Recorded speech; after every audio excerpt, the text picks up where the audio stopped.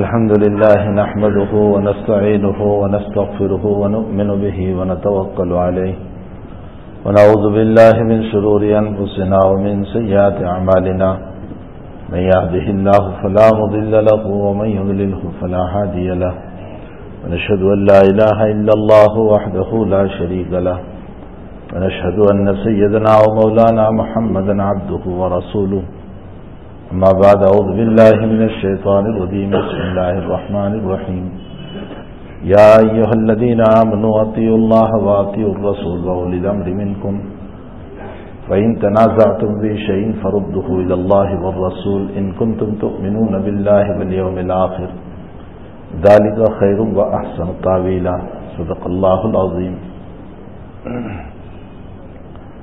بزرگان محترم، السلام علیکم ورحمۃ اللہ وبرکاتہ.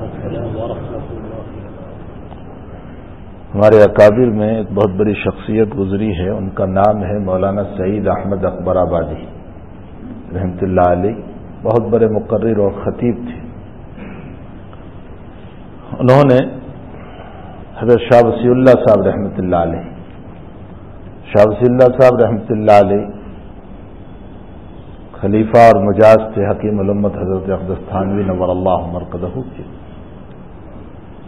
اور شاہ وصی اللہ صاحب رحمۃ اللہ علیہ وہ مجذوب الحال بزرگ تھے کہ ہم نے اپنے کانوں سے اپنے اکابر سے سنا کہ مجلس میں جب ان کو وجد آتا تھا ان پر کیفیت طاری ہوتی تھی، تو وہ کبھی کبھی کسی کے سر پر تھپڑ مارتے تھے، ہاتھ مارتے تھے. تو مشہور یہ تھا کہ جن کے سر پر بار بار تھپڑ مارے، ہاتھ مارے، حق تعالی ان کو ولایت نصیب کر دیتا تھا. یہ ان کی ایک کرامت تھی. لوگ ان کے ہاتھ چوما کرتے تھے. تو حضرت نے ایک مرتبہ جوش میں آ کر فرمایا کہ کم وقتوں تم میرا ہاتھ چومتے ہو، میں اسی جگہ مروں گا کہ تمہیں میری قبر کی مٹی بھی نصیب نہ ہوگی. ایسا ہی ہوا. وہ تشریف لا رہے تھے حج سے، پانی جہاز سے ان کی آمد ہو رہی تھی، اسٹیمر سے وہ آ رہے تھے. راستے میں ان کی وفات ہو گئی اور ان کو لکڑی کے صندوق میں رکھ کر سمندر میں اتار دیا، اور ان کی قبر کی مٹی کسی کو نصیب نہ ہوئی. تو بڑے صاحب کشف، صاحب کرامت بزرگ تھے.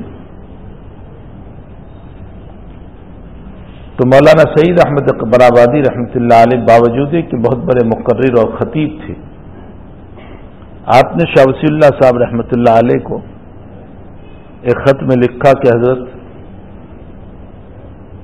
دل سخت بہت ہو گیا ہے، کوئی نصیحت فرمائیں. آج کل عمومی طور پر ہمارے بھی دلوں کی سختی بہت ہے. ہمارا بھی حال یہ ہو گیا ہے کہ چاہے جنت کا تذکرہ ہو، جہنم کا تذکرہ ہو، آخرت کا تذکرہ ہو، قبر کی بحثیں ہو اور قبر کا تذکرہ ہو، بلکہ قبر میں اتار رہے ہو تو بھی آنکھوں سے آنسو نہیں بہتے. ہمارے دل انتہائی سخت ہو چکے، نہ دلوں میں کوئی کیفیت ہے، نہ آنکھوں میں کوئی آنسو ہے. ہماری آنکھیں بھی خشک ہو گئی رونے سے، اور ہمارے دل بھی پتھر کی طرح ہو گئے. حالانکہ قرآن کریم میں تعالیٰ نے پتھر کی کیفیت یہ بیان فرمائی کہ ثم قست قلوبکم من بعد ذلک فہی کالحجارۃ او اشد قسوۃ وان من الحجارۃ لما يتفجر منه الانہار وان منها لما يشقق فيخرج منه الماء وان منها لما يهبط من خشیۃ اللہ وما اللہ بغافل عما تعملون. فرمایا بعض پتھر وہ ہیں کہ اللہ کہتا ہے کہ میرے خوف سے وہ پھٹ جاتے ہیں، اللہ کے خوف سے پتھر پھٹ جاتے ہیں اور اس میں سے پانی کا چشمہ بہ جاتا ہے. بظاہر ہم یہ سمجھتے ہیں کہ پتھر پھٹ گیا اور پانی نکل آیا، حقیقت یہ ہے کہ وہ اللہ کے خوف سے پھٹ گیا. www.attableek.com اور اللہ تعالیٰ کہتے ہیں کہ بعض پتھر وہ ہیں کہ میرے خوف کی وجہ سے پہاڑ کے اوپر سے نیچے آ جاتے ہیں. لما يحبط من خشیت اللہ، اللہ کے خوف سے. اور آگے اللہ نے ہمارے دلوں کو دستک دیتے ہوئے یوں فرمایا وَمَا اللَّهُ بِغَافِلٍ عَمَّا تَعْمَلُونَ، ایک خشک آنسوؤں والوں اور ایک خشک آنکھوں والے اور ایک سخت دل والوں، تم خوب سمجھ لو کہ اللہ تمہارے کاموں سے غافل نہیں ہے۔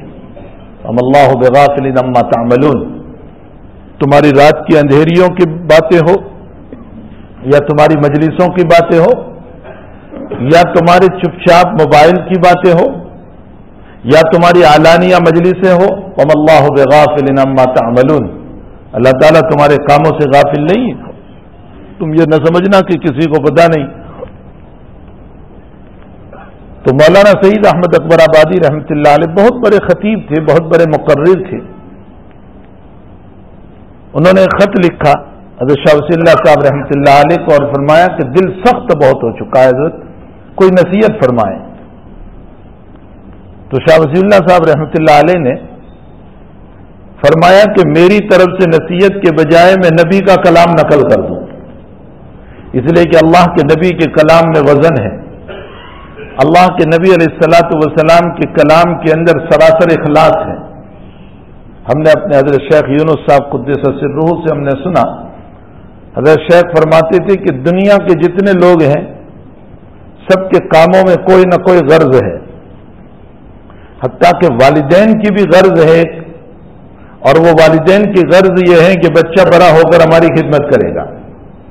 تو والدین بھی جو اولاد کی تربیت کر رہے ہیں اس میں ایک غرض ہے، اور اولاد اپنے والدین کی خدمت کر رہی ہے، اس میں اولاد کی بھی غرض ہے کہ ہمارے ماں باپ کی خدمت سے تعالیٰ جل شانہ جو کچھ ہمیں آخرت میں دے گا، لیکن دنیا میں ماں باپ کا جو کچھ مال ہے وہ ہمیں ملے گا۔ تو ہر ایک کی کوئی نہ کوئی غرض ہے۔ فرمایا دنیا میں بے غرض اگر کوئی ہے تو دو ذات ہے، ایک اللہ اس کا رسول ہے صلی اللہ علیہ وسلم، ان کی کوئی غرض نہیں۔ حق تعالیٰ جب کسی کام کا حکم دیتا ہے اس کی کوئی غرض نہیں۔ نبی علیہ الصلوۃ والسلام کسی کام کا حکم دیتے ہیں اس میں کوئی غرض نہیں ہے، اللہ کے نبی کی کوئی غرض نہیں۔ حتیٰ کہ اذان کے بعد کی دعا جو ہمارے پاس کروائی گئی، رب هذه الدعوة التامة والصلاة القائمة آت محمدا الوسیلہ وبعثه مقاما محمودا، تو مقام محمود کا مطلب تو یہ ہے کہ قیامت کے دن جو نبی کریم صلی اللہ علیہ وسلم سفارش کرنے والے ہیں سب کی، وہ ہے مقام محمود، اس کو مقام محمود کہا جاتا ہے۔ محمود کا معنی تعریف کیا ہوا، اور نبی علیہ الصلوۃ والسلام اللہ کی تعریف کریں گے اور لوگوں کی سفارش کریں گے، اور خود نبی علیہ السلام ہمیں یہ بتا کر گئے کہ قیامت کے دن ساری انسانیت پہلے آدم کے پاس جائے گی، وہ انکار کریں گے، پھر نوح کے پاس جائے گی، وہ انکار کریں گے، پھر ابراہیم کے پاس جائے گی، وہ انکار کریں گے، پھر موسیٰ علیہ السلام منع کریں گے، پھر عیسیٰ علیہ السلام منع کریں گے، اور حضرت عیسیٰ کہیں گے کہ جاؤ محمد الرسول اللہ کے پاس، وہی سفارش کر سکتے ہیں۔ یہ خود حضرت بیان کر کے گئے ہیں دنیا میں۔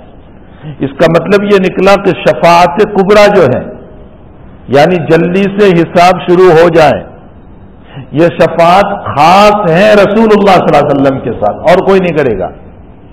اور یہ نبی خود بتا کر گئے کہ اللہ نے مجھ کو یہ مقام دے دیا ہے۔ جب یہ مقام نبی کو دے دیا گیا ہے اور قیامت میں آپ ہی سفارش کریں گے، آپ کے علاوہ کوئی نہیں کریں گے، تو پھر اذان کے بعد ہمارے پاس دعا کیوں کرائی جا رہی ہے کہ اللہ ہمارے نبی کو مقام محمود عطا فرما، یعنی ہمارے نبی کو شفاعت کبریٰ عطا فرما۔ شفاعت کبریٰ تو آپ کو مل ہی گئی، پھر ہمارے پاس جو چیز آپ کو مل چکی ہے اس کی دعا کی ضرورت کیا رہی؟ محدثین اس کا جواب یہ دیتے ہیں کہ اگرچہ اللہ تعالیٰ نے پیغمبر صلی اللہ علیہ وسلم کو یہ مقام دے دیا، تمہاری دعا سے نہیں دیا ہے، خوب یاد رکھو، میری اور آپ کی دعا سے شفاعت کبریٰ آپ کو نہیں ملی۔ شفاعت کبریٰ تو اللہ نے اپنی طرف سے عطا فرمائی ہے۔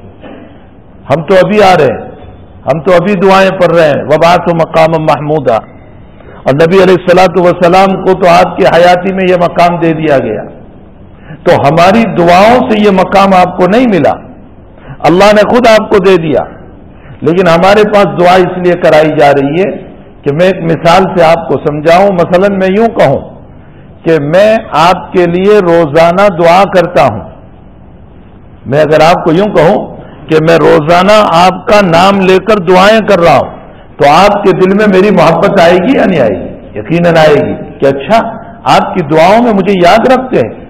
تو جب میں یوں کہتا ہوں کہ میں آپ کے لیے نام لے کر روزانہ دعا کر رہا ہوں تو آپ کے دلوں میں میری محبت پیدا ہو جاتی ہے. ہم جب اذان کے بعد دعا کریں گے تو اگرچہ وہ مقام تو نبی کو مل چکا ہے لیکن ہماری دعاؤں کی وجہ سے نبی کے دل میں ہماری محبت پیدا ہو جائے گی. اور جب حضرت جناب رسول اللہ صلی اللہ علیہ وسلم کے دل میں ہماری ان دعاؤں کی وجہ سے محبت پیدا ہو جائے گی تو پھر اللہ کا نبی علیہ الصلوۃ والسلام ہماری انگلی پکڑ کے کہے گا کہ چلو میں تمہاری سفارش کر دیتا ہوں. اسی کو آپ صلی اللہ علیہ وسلم نے فرمایا کہ جو اذان کے بعد دعائیں پڑھے گا وجبت لہو شفاعتی، اس کی شفاعت میرے لیے واجب ہو گئی. جو اذان کے بعد دعا پڑھے گا تو اللہ کے نبی کہتے ہیں کہ میرے ذمے اس کی شفاعت واجب ہے. اب کتنی معمولی سنت ہے یہ دعا کا پڑھنا، کتنی معمولی سنت ہے، لیکن حضور پاک صلی اللہ علیہ وسلم فرماتے ہیں کہ اگر تم اس دعا کو پڑھو گے اذان کے بعد تو تمہاری شفاعت میرے لیے واجب ہو گئی. نبی کہہ رہے ہیں کہ میرے لیے واجب ہو گئی. آپ انداز لگائیں کہ جس چیز کو نبی نے اپنے اوپر واجب کر لیا تو یقیناً نبی ہمارا ہاتھ پکڑ کے جنت میں لے جائے گا یا نہیں؟ کتنی بڑی سعادت نصیب ہو جائے گی. تو بہرحال کہنے کا مطلب یہ ہے کہ اب تعالیٰ جل شانہ کا احسان ہمارے اوپر رہا، اللہ جل شانہ کا بہت بڑا احسان رہا.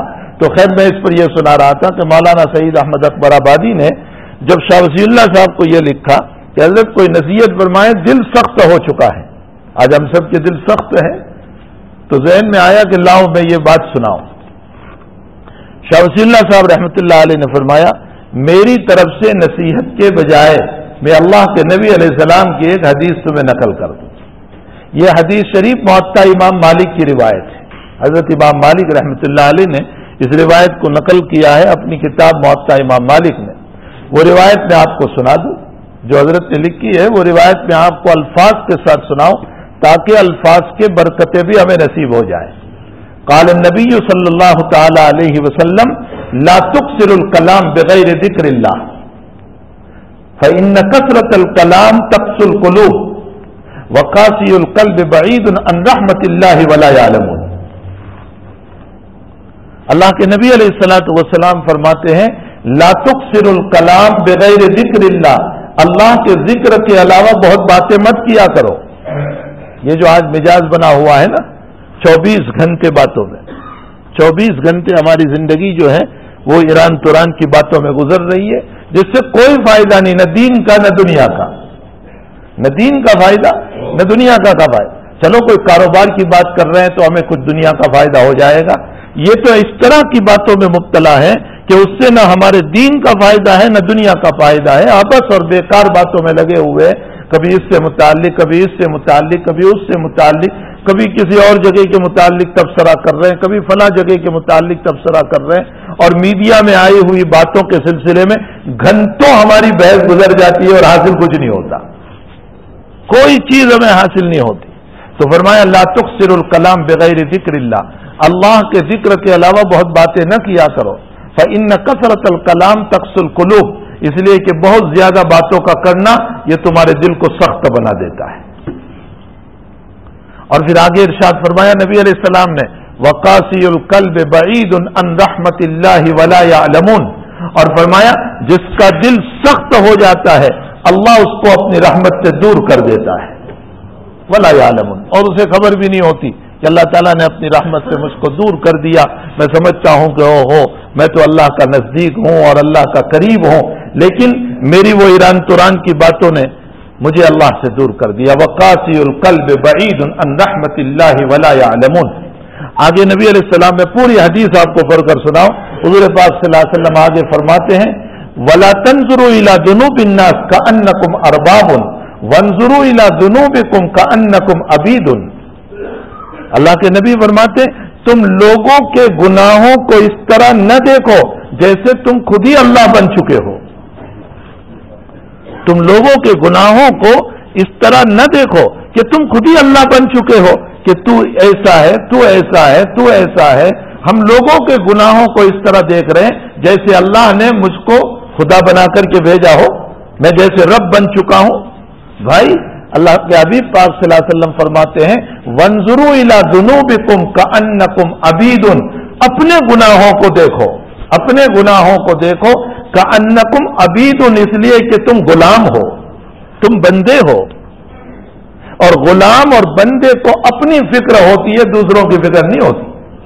جو غلام ہوتا ہے اس کو اپنی فکر ہوتی ہے، اس کو دوسروں کی فکر نہیں ہوتی۔ میں اس کی ایک مثال سے آپ کو سمجھاؤں، میں نے کسی جگہ اس حدیث شریف کو پڑھ کر کے ایک مطلب بیان کیا، تو وہاں میں نے ایک جملہ میں نے وہاں سمجھایا کہ میں اگر ہاسپٹل میں ایڈمٹ ہو جاؤں، بیمار ہو جاؤں، اور میں ہاسپٹل میں ایڈمٹ رہوں، اور میرے بیڈ کے پڑوس میں 3 بیڈ اور بھی پڑے ہوئے ہیں جس کے اوپر بیمار سوئے ہوئے ہیں، باوجود ہی کہ وہ لوگ بھی بیمار ہیں، لیکن ہاسپٹل میں فکر مجھے میری ہوگی، ان لوگوں کی نہیں ہوگی۔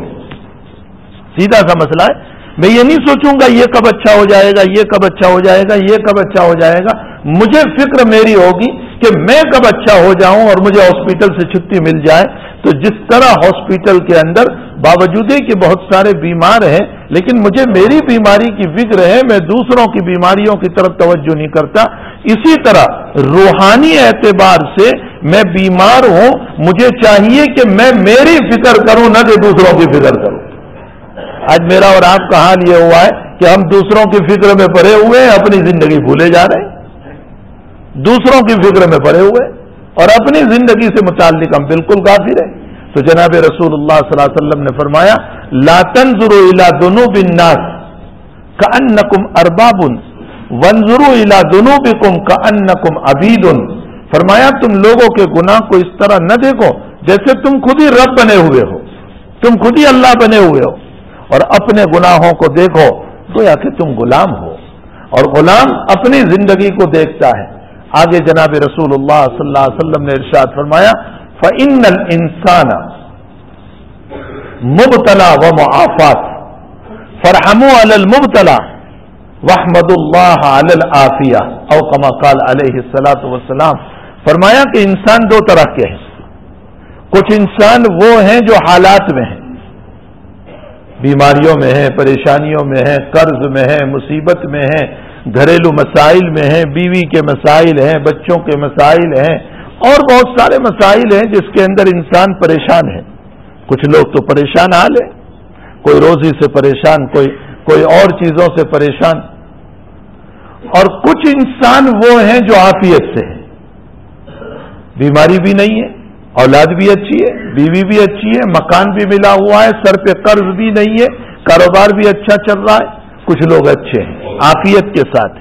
تو نبی علیہ السلام فرماتے ہیں فَإِنَّ الْإِنسَانَ مُبْتَلَى وَمُعَافَاتٌ، مبتلا حالات میں مبتلا ہے، ومعافات عافیت کے ساتھ ہے، کچھ لوگ عافیت کے ساتھ ہے۔ اب آگے اللہ کے نبی کا اتنا پیارا جملہ، میں نے جگہ جگہ یہ بات کہی کہ اس جملے کو لکھ کر اپنے گھر میں لٹکا دو تاکہ ہماری نظر رہے اس کے اوپر۔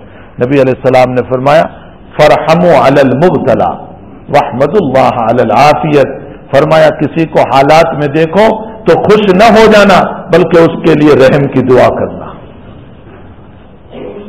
کسی کو قرض میں دیکھ کر، کسی کو مصیبت میں دیکھ کر، کسی کو بغیر گھر کے دیکھ کر، کسی کی بیماری کو دیکھ کر، کسی کے کاروبار کو گرتا ہوا دیکھ کر، کسی کی بچی کا ٹوٹتا ہوا دیکھ کر خوش نہ ہو جانا بلکہ اس کے لیے دعا کرنا، اس پر رحم کھانا کہ اللہ تو اس پر رحم فرما، اس کے لیے روزی کا نظام فرما، اس کو عافیت عطا فرما۔ فَارْحَمُوا عَلَى الْمُبْتَلَى، اور آگے فرمایا وَاحْمَدُوا اللَّهَ عَلَى الْعَافِيَةِ، اور اللہ نے تجھے عافیت دی ہے، تو تندرست ہے، تیرے اوپر حالات نہیں ہے تو اللہ کی تعریف کرنا۔ فَاحْمَدُوا اللَّهَ عَلَى الْعَافِيَةِ، اپنی عافیت کے اوپر اور اپنی راحت کے اوپر تو اللہ تعالیٰ کی تعریف کرنا۔ کتنی بہترین بات جناب رسول اللہ صلی اللہ علیہ وسلم نے ارشاد فرمائی ہے، اگر انسان اسی حدیث شریف پر عمل کر لے تو خدا پاک کی قسم یہ اللہ کا نزدیک اور مقرب ترین بن جائے گا، اللہ کا قریب ترین بن جائے گا۔ لیکن حقیقت یہ ہے کہ میری اور آپ کی زندگی دنیا کی باتوں میں اتنی لگی ہوئی ہے، اتنی لگی ہوئی ہے، اتنی لگی ہوئی ہے کہ اکثر ہمارا وقت جو ہے وہ انہی وقت باتوں میں گزرتا ہے جس سے نہ دین کا فائدہ نہ دنیا کا فائدہ، کچھ فائدہ نہیں ہے، اسی میں ہمارا وقت گزر رہا ہے۔ اور زندگی کا ایک بڑا حصہ ہم خرچ کر چکے ہیں، اس باب میں زندگی کا ایک بڑا حصہ ہم خرچ کر چکے ہیں حالانکہ ہمیں نہیں معلوم کہ یہ زندگی کا جو حصہ خرچ ہو چکا اب یہ زندگی کا حصہ واپس آنے والا نہیں ہے، اور ہم جس رخ کے اوپر جا رہے ہیں، ہم آگے کی طرف جو بڑھ رہے ہیں، ہماری قبر کی طرف جو ہم جا رہے ہیں، ہمارا حال یہ ہے کہ ہم نتیجتاً ہمارا حال یہ ہوگا کہ ہم مٹی کی چادر پہ مٹی کی چادر اوڑھ کر سونے والے ہیں، اور مٹی کی چادر ہی کے اوپر ہمیں قبر کے اندر سونا ہے۔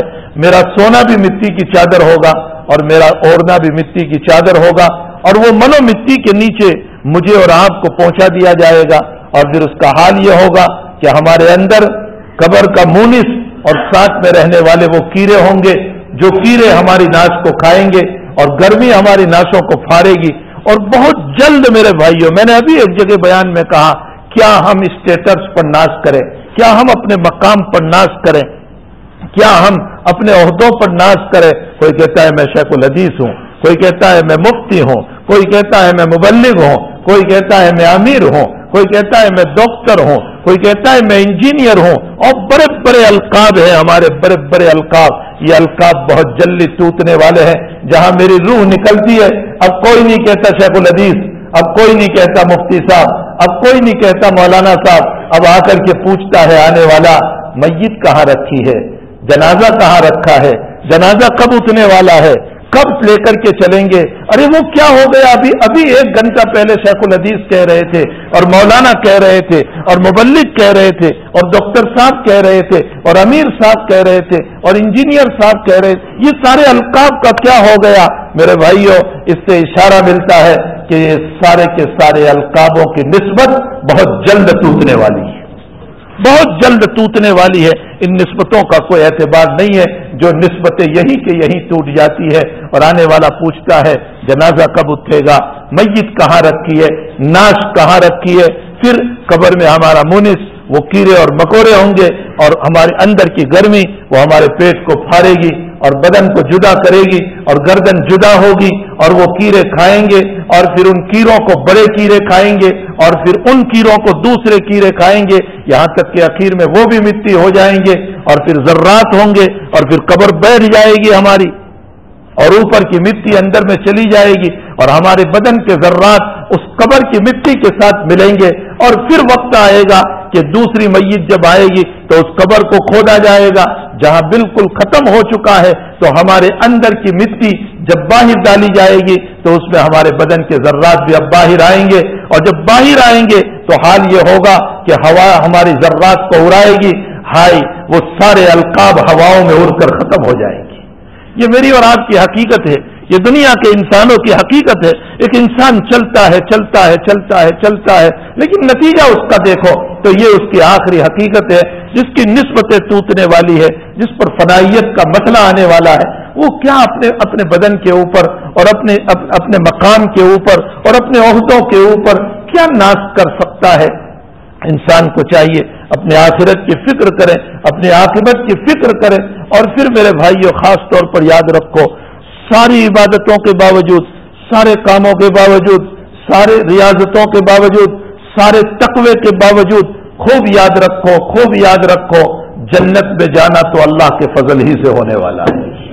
اللہ کے فضل کے بغیر کوئی چیز نہیں، اللہ کے فضل کے بغیر کوئی چیز نہیں۔ بنی اسرائیل کا واقعہ ہمارے آقا صلی اللہ علیہ وسلم نے بیان فرمایا کہ 500 سال عبادت کی اس نے، 500 سال، دن بھر روزہ رات بھر نمازیں، دن بھر روزہ رات بھر نمازیں، 500 سال عبادت کی، اور موت کا وقت آیا تو موت بھی مانگی کہ اللہ سجدے میں مجھے موت عطا فرما۔ ہمارے استاد تھے یہاں راندیر جامعہ حسینیہ میں پڑھاتے تھے حضرت مولانا اسلام الحق صاحب رحمۃ اللہ علیہ۔ اس کے بعد آپ تشریف لے گئے انگلینڈ UK دارالعلوم بری میں شیخ الحدیث کی حیثیت سے، آپ کے شاگرد رشید حضرت مولانا یوسف صاحب مطالعہ وہ آپ کو یہاں سے لے گئے، اور وہاں پھر شیخ الحدیث کی حیثیت سے برسوں رہے۔ موت کیسی پیاری اللہ نے ان کو دی۔ وہ عمرے میں گئے تھے رمضان کے آخری عشرے میں، 27 رمضان ہے، رات کا موقع ہے، سجدے میں گئے ہیں مسجد نبوی کے اندر، اور سجدے ہی کے عالم میں ان کی روح پرواز کر گئی۔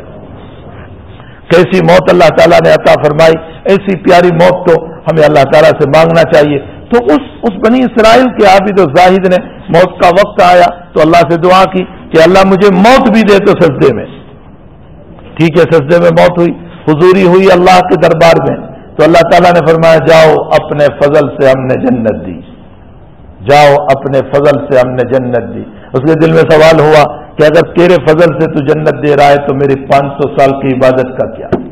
میں نے تو روزے رکھے 500 سال، میں نے خوب نمازیں پڑھی، تو میری 500 سال کی عبادت ضائع ہو گئی، کچھ بھی نہیں مجھے ملا۔ علیم بذات الصدور نے فرمایا اچھا اس کو اپنی عبادت پہ ناز ہے، فرشتوں سے کہا اس کو جہنم کے کنارے لے جاؤ، وہاں کھڑا کرو۔ اب جو آگ کی تپش ہوئی اور اس کو گلے میں جو ہے خوب پیاس لگی تو ایسے موقع پر اللہ نے ایک فرشتے کو وہاں سے گزارا، اس کے ہاتھ میں پانی کا گلاس تھا، اس نے کہا بھائی پانی پلاؤ گے، میرا گلا خشک ہو رہا ہے۔ اس نے کہا مفت میں نہیں ملتا یہاں پانی، تو کہا پیسے تو وہاں چلتے نہیں آخرت میں، کیا دینا ہے؟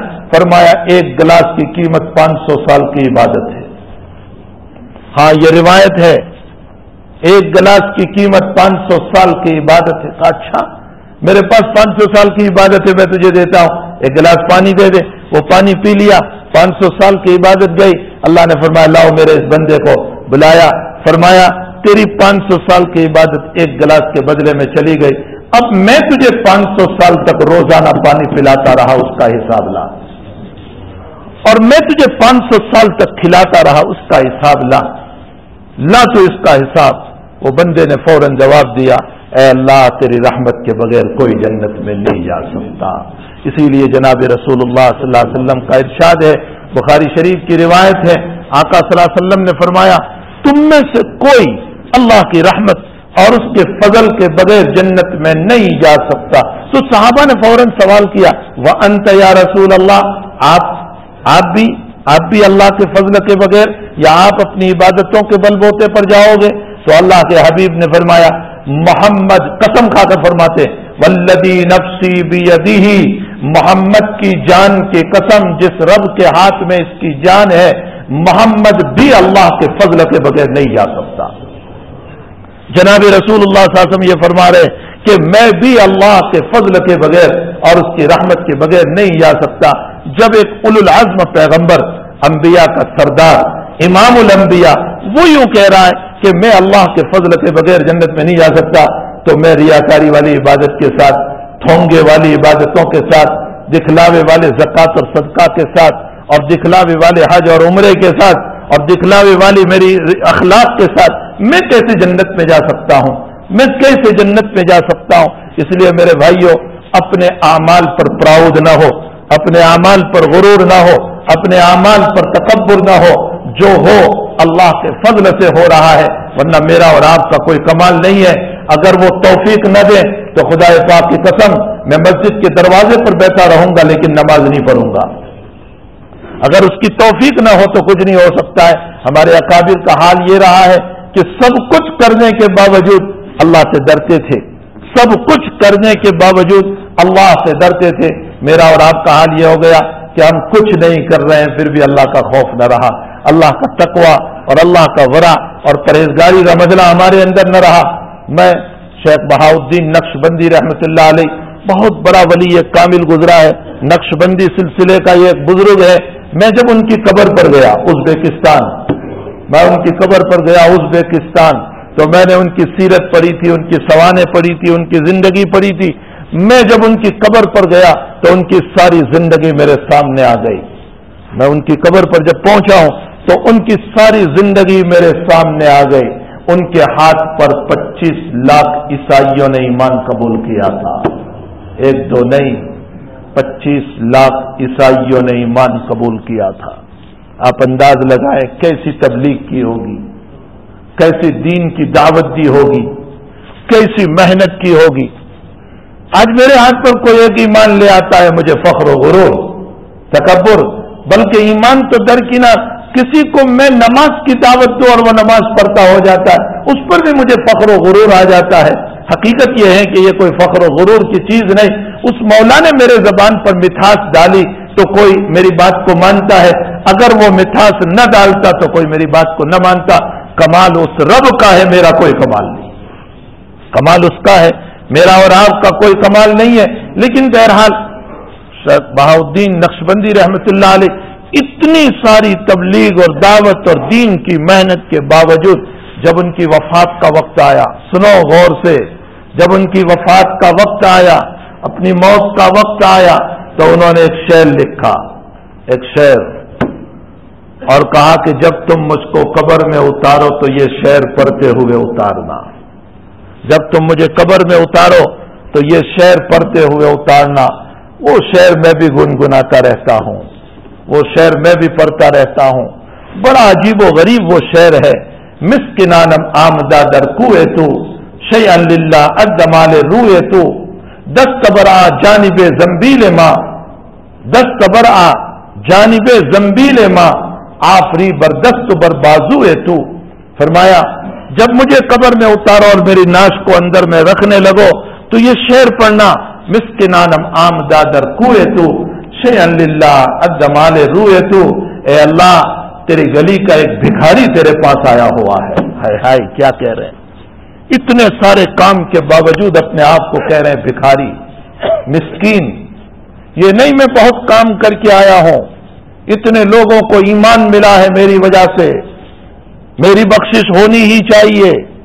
فرمایا مسکنانم آمدہ در کوئے تو، اے اللہ تیری گلی کا ایک بھکاری آیا ہوا ہے، شیئن للہ الجمال روئے تو، اے اللہ تیری جمال کی ایک پرچھائی مجھے عطا فرما دے، تیرے جمال کی ایک پرچھائی مجھے عطا فرما دے۔ فرمایا دست برآ جانب زنبیل ماں، اے اللہ خالی تھیلی لے کر آیا ہوں، خالی زنبیل لے کر آیا ہوں جس میں کچھ نہیں ہے، اے اللہ تیری رحمت کا ہاتھ مجھ پر بڑھا دے، دست برآ ہاتھ بڑھا دے جانب زنبیل ماں، میری خالی زنبیل کی طرف اور میری خالی تھیلی کی طرف آفری بردست بر بازوئے تو، اے اللہ میں لاکھوں سلام کرتا ہوں تیرے ہاتھ اور پاؤں کو۔ اللہ تعالیٰ کو کہہ رہے ہیں تیری ذات کو میں لاکھوں سلام کرتا ہوں، تو مجھ غریب کو معاف کر دے، میری زنبیل کو نیکیوں سے بھر دے، میری زنبیل کو رحمتوں سے بھر دے۔ یہ ایک عجیب و غریب شعر ہے۔ میں نے کچھ احباب کو کہا جب تم طواف کرتے ہو اور طواف کے درمیان تم اس شعر کو گنگناؤ اور اللہ سے کہو مسکنانم آمدہ در کوئے تو، اے اللہ میں بھی اس طواف اس کعبۃ اللہ کے چاروں طرف ایک فقیر بن کر کے آیا ہوں، تیرے جمال کی پرچھائی مجھے عطا فرما دے۔ بہت مزہ آتا ہے جب اس شعر کو پڑھ کے ہم طواف کرتے ہیں، بہت مزہ آتا ہے۔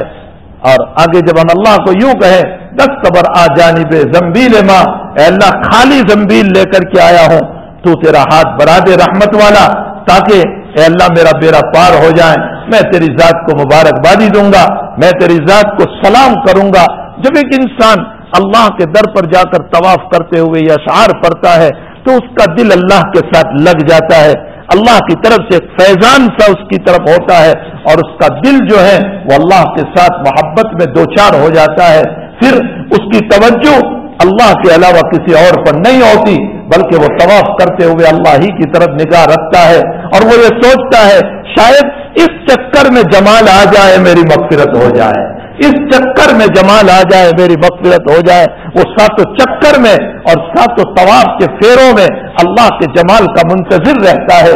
کیا مزہ آتا ہوگا ان اہل اللہ کو، ان بزرگوں کو، ان اللہ والوں کو جب وہ کعبۃ اللہ کا اس طرح پر طواف کرتے ہوں گے۔ انہی کا ایک شعر ہے شیخ بہاؤالدین نقشبندی رحمۃ اللہ علیہ کا، ایک عجیب اور شعر ہے۔ فرمایا کیوں بزمیں سجدہ کردم، کیوں بزمیں سجدہ کردم، یہ تو اپنے متعلق وہ کہہ رہے ہیں، کتنا عاجز بندہ ہے وہ، کتنا اپنے آپ کو حقیر و فقیر سمجھے ہوئے ہیں، کتنا اپنے آپ کو جو ہے اللہ کے سامنے بے بس بنا رہا ہے۔ فرمایا چوں بزمیں سجدہ کردم جب زمین ندا برآمد، چوں بزمیں سجدہ کردم جب زمین ندا برآمد۔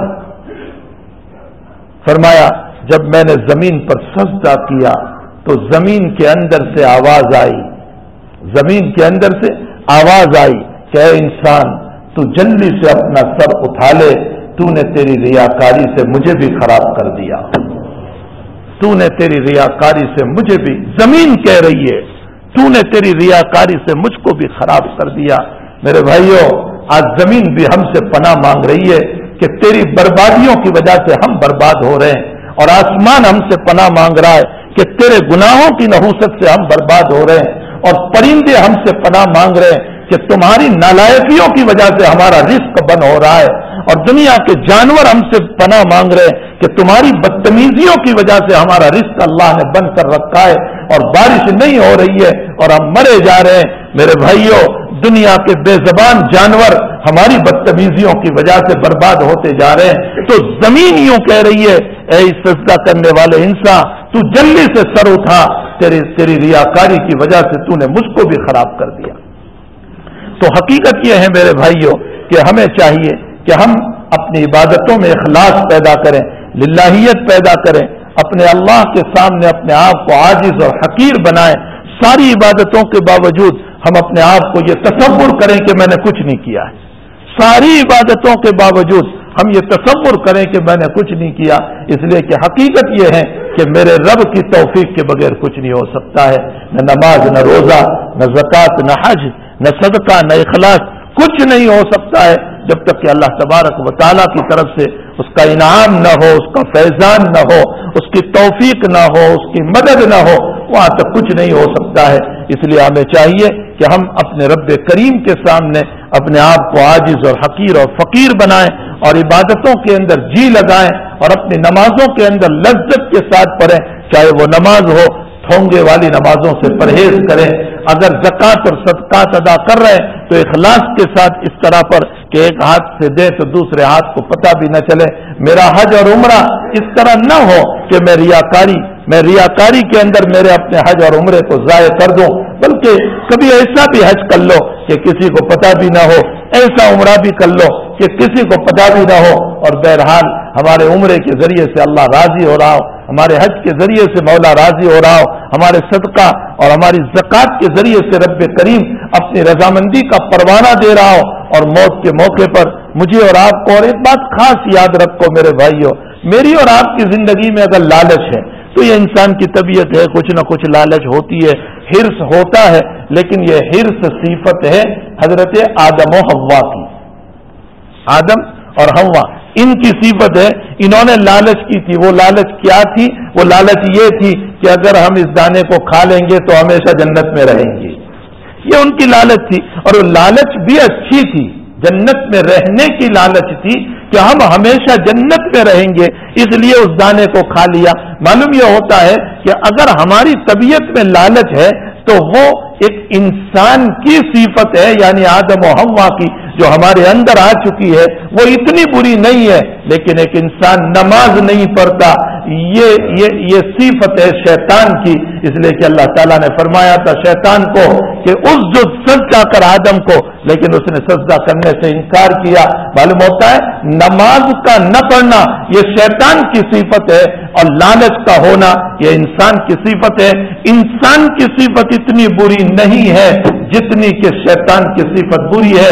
معلوم ہوتا ہے نماز کا چھوڑنے والا یہ شیطان کے نقش قدم پر ہے، نمازوں کا چھوڑنے والا یہ شیطان کے نقش قدم پر ہے۔ ہمیں چاہیے کہ اپنی نمازوں کو عبادت، خضوع، عاجزی اور انکساری والی بنائیں، اور اپنے رب کریم کے سامنے جب حاضر ہو تو ہم یہ سمجھیں کہ میں ہوں اور میرا مولا ہے۔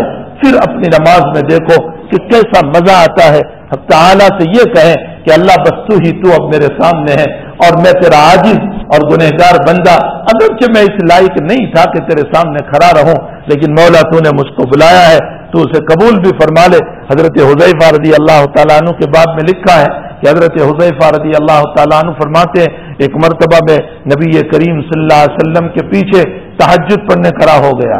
اب اللہ کے نبی علیہ الصلوۃ والسلام نے جب تہجد شروع فرمائی، میں پیچھے کھڑا ہو گیا، حضرت نے سورہ بقرہ کو شروع کیا، تو میں سمجھا کہ حضرت 100 آیتوں کے اوپر رکوع کر دیں گے، لیکن 100 آیتیں پوری ہو گئی، حضرت نے رکوع نہیں فرمایا، تو میں سمجھا کہ 200 آیت کے اوپر رکوع کر دیں گے، حضرت نے پھر بھی رکوع نہیں فرمایا، یہاں تک کہ سورہ بقرہ پوری ہو گئی، سورہ بقرہ پوری کر لی۔ حذیفہ کہتے ہیں میں سمجھا کہ اب رکوع کریں گے، حضرت نے سورہ آل عمران شروع کر دی، یہاں تک کہ آل عمران بھی پوری ہو گئی۔ 4.25 پارے ایک رکعت میں پڑھے حضرت، 4.25 پارے، ایک دو رکوع نہیں، 4.25 پارے۔ یا فجر میں امام صاحب نے تھوڑا سا لمبا کر دیا ہو تو دوسرے دن نوٹس ملتی ہے نماز مختصر کر لو ورن السلام علیکم، تشریف لے جاؤ یہاں سے. اتنی لمبی، میں یہ نہیں کہتا ہوں کہ امام صاحب لمبی نماز پڑھائیں، لوگوں کی رعایت ضروری ہے، پیچھے ضعیف ہوتے ہیں، بیمار ہوتے ہیں، ان کی رعایت، لیکن اتنی بھی مختصر نہ ہو کہ سنت کے خلاف ہو جائے، اتنی بھی مختصر نہ ہو، سنت کی رعایت ضروری ہے. تو اللہ کے حبیب پاک صلی اللہ علیہ وسلم نے 4.25 پارے پڑھے، اس کے بعد رکوع فرمایا. پھر عائشہ صدیقہ فرماتی ہے کہ جتنا لمبا قیام آپ کا ہوتا تھا اتنا لمبا رکوع ہوتا تھا، اور جتنا لمبا رکوع اتنا لمبا سجدہ. حضرت عائشہ فرماتی ہے کہ حضرت جب سجدے میں جاتے تھے تو ہلتے بھی نہیں تھے، نہ پاؤں ہلانا، نہ ہاتھ ہلانا، نہ بودی ہلانا، کچھ نہیں، اور لمبا سجدہ. اب 4.25 پارے پڑھنے میں جتنی دیر لگتی تھی حضرت سجدے میں بھی اتنی دیر لگاتے تھے، اور دعائیں کرتے تھے اور اللہ کی تسبیحات. حضرت عائشہ فرماتی ہے کہ میرے دل میں ایک مرتبہ آیا کہ حضرت کی بودی حرکت نہیں کر رہی ہے، کہیں آپ کا انتقال تو نہیں ہو گیا. تو میں نے پاؤں میں ذرا سی حرکت، تو حضرت نے اپنا پاؤں ہلایا، تب میں سمجھی کہ میرے آقا دنیا میں ہے. دوسری رکعت میں کھڑے ہوئے نبی علیہ الصلوۃ والسلام، حضرت حذیفہ فرماتے ہیں سورہ نساء شروع کی، تو سورہ نساء مکمل پڑھی. سورہ نساء ختم ہوتی ہے 6 پارے کے پاؤں پر، یعنی حضرت نے 5 پارے پورے اور 6 پارا پاؤں، 5.25 پارے 2 رکعت میں پڑھے، 2 رکعت میں، اور اتنا لمبا سجدہ، اتنا لمبا رکوع. آپ انداز لگائیں. حذیفہ فرماتے ہیں کہ میرے دل میں خیال گزرا نماز کے بیچ میں، برا خیال. تو شاگرد پوچھتے ہیں کہ کیا خیال گزرا؟ فرمایا خیال یہ گزرا کہ نماز توڑ کے چلا جاؤں، اس لیے کہ اتنا لمبا قیام میں کیسے کرتا، لیکن ہمت کر کے حضور کے پیچھے کھڑا رہا. میں آپ کو یہ نہیں کہتا ہوں کہ آپ 4.25 پارے پڑھو، میں آپ کو یہ نہیں کہہ رہا ہوں کہ آپ 5.25 پارے پڑھو، کم سے کم اتنا تو کر لو کہ آپ 1 رکوع پڑھ لیا کرو، آدھا رکوع پڑھ لیا کرو، 2 رکوع پڑھ لیا کرو. حضرت الامام محمد ابن ادریس الشافعی رحمۃ اللہ علیہ فرماتے ہیں مجھے 3 چیزیں بہت محبوب ہے، مجھے 3 چیزیں، خوب غور سے سنو، مجھے 3 چیزیں بہت محبوب ہے. فرمایا اللہ والوں کی صحبت میں بیٹھنا مجھے بہت محبوب ہے، اہل اللہ کی صحبت میں بیٹھنا مجھے بہت محبوب ہے. نمبر 2، دوسرے نمبر پر آپ نے فرمایا قرآن کی تلاوت مجھے بہت محبوب ہے کہ میں قرآن پڑھتا رہوں. آپ حج کے لیے تشریف لے گئے امام شافعی رحمۃ اللہ علیہ، مکے سے مدینے جا رہے تھے، اونٹنی کا سفر تھا اور آندھی شروع ہو گئی، ریت اڑنے لگا، سفر کرنا مشکل ہو گیا، تو ایک جگہ قیام کیا. 15 دن تک آپ نے وہاں قیام فرمایا، یا 16 دن تک آپ نے قیام فرمایا. آپ کے حالات میں لکھا ہے کہ جب 16 دن قیام کیا تو 16 دن میں آپ نے 15 قرآن پورے کیے، 1-2 نہیں، 15 قرآن پورے کیے. فرمایا مجھے تلاوت قرآن بہت محبوب ہے.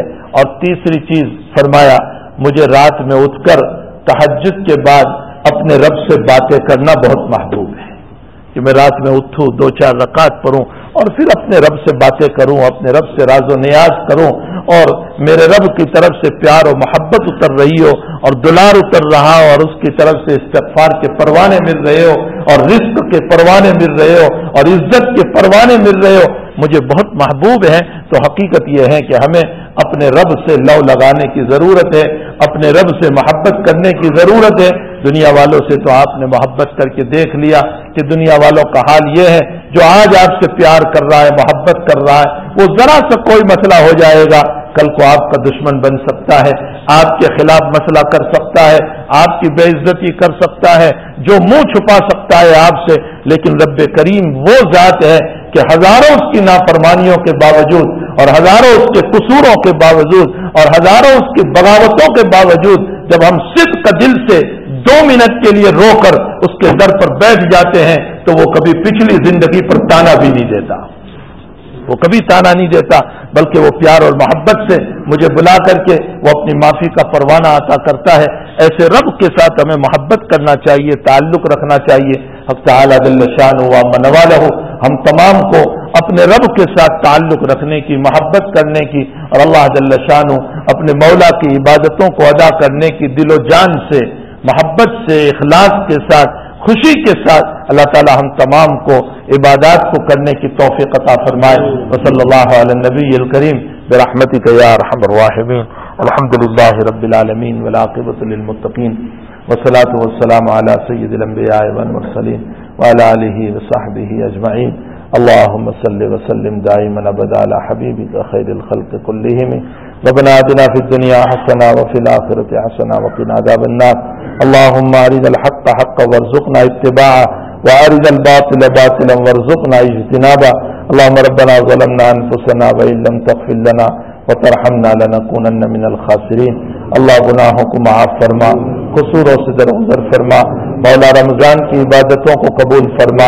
اے اللہ اگرچہ تیری شان کے مطابق نہ ہوئی لیکن مولا جیسا بھی ہوا قبول فرما لے. اے اللہ ہمارے 12 اور 15 گھنٹے کے روزوں میں ہم تھک گئے. اے اللہ تیرے نبی کے نواسوں نے تو میدان کربلا کے اندر 2 سال کے بچے سے لے کر بڑی عمر تک کے سارے لوگوں نے اے اللہ پانی کے ہوتے ہوئے بھی 72 گھنٹے تک بغیر پانی کے رہے تھے. اے اللہ ان کی قربانیوں کو جب ہم دیکھتے ہیں تو ہمارے روزے کی قربانی تو کوئی حیثیت نہیں رکھتی ہے. لیکن مولا جیسا بھی ہوا تیرے کرم سے ہوا، تیرے فضل سے ہوا. اللہ ہماری تراویح کو قبول فرما، روزوں کو قبول فرما. اے الہ العالمین نمازوں کو قبول فرما، اعتکاف کو قبول فرما. اے اللہ سخاوتوں کو اور زکوٰۃ اور صدقات کو قبول فرما. اے الہ العالمین جتنے مرحوم ہو چکے ہیں ان سب کی مغفرت فرما، ان کی درجات کو بلند فرما، ان کی قبر کو نور سے منور فرما. اللہ میری والدہ کی بھی مغفرت فرما، ان کے درجات کو بلند فرما، اعلیٰ علیین میں جگہ عطا فرما. اے اللہ ان کے حسنات کو قبول فرما، ان کے سیئات سے معافی عطا فرما. الہ العالمین جتنے بیمار ہیں سب کو شفاء دائمہ مستمرہ عطا فرما، سب کو عافیت کی زندگی عطا فرما، سب کو صحت نصیب فرما. اے اللہ جو حالات میں ہے سب کے حالات کو دور فرما. اے اللہ سب کے گھروں کے مسائل کو تو خوب جانتا ہے، کون کس پریشانی میں ہے تجھے ہی معلوم ہے. اے اللہ بہت سے غیور لوگ اپنی غیرت کی وجہ سے کسی کو کہتے نہیں ہیں لیکن ان کے حالات سے تو خوب واقف ہے. مولا جن کی بے عزتیوں کے مسائل ہیں انہیں عزت عطا فرما، جن کے رزق کے مسائل ہیں انہیں حلال روزی عطا فرما. اے اللہ جن کے گھریلو مسائل ہیں ان کے گھریلو مسائل کو ختم فرما. اللہ جو مانگا اپنے فضل سے عطا فرما، نہیں مانگا اپنے فضل سے نصیب فرما. اے اللہ اس مجلس کے اندر جو مخلص ہیں جن کی آمین تجھے پیاری ہے ان کی آمینوں کے ساتھ اللہ ہم سب کی آمینوں کو قبول فرما. آمین یا رب العالمین. وصلی اللہ علی النبی الکریم برحمتک یا ارحم الراحمین. السلام